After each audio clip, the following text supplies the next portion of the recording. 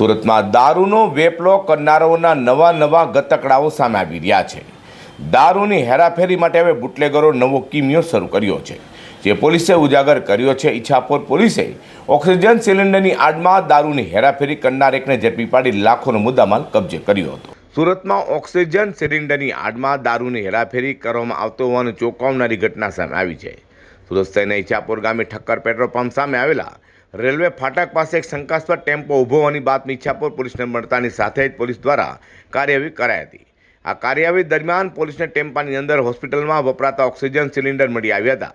જોકે પોલીસે વધુ તપાસ કરતા સિલિન્ડરની આડમાં છુપાવેલા દારૂનો મોટા પાયે જથ્થો મળી આવ્યો હતો। ટેમ્પાની તપાસ દરમિયાન 1,55,000થી વધુની કિંમતનો દારૂનો જથ્થો મળી આવ્યો હતો, જેથી આઈસર ટેમ્પો અને મોબાઈલ ફોન મળી કુલ 16,60,000થી વધુનો મુદ્દામાલ પોલીસે જપ્ત કરી મૂળ મહારાષ્ટ્ર હાલ ડિંડોલી ખાતે રહેતા જ્ઞાનેશ્વર રૂપે દિનેશ મધુકર પાટેની ધરપકડ કરી હતી। જ્યારે એક અજાણી મહિલાને પંકજ રૂપે અશોક નામની ઇસમો ભાગી છૂટતા પોલીસે તેને વોન્ટેડ જાહેર કર્યા છે।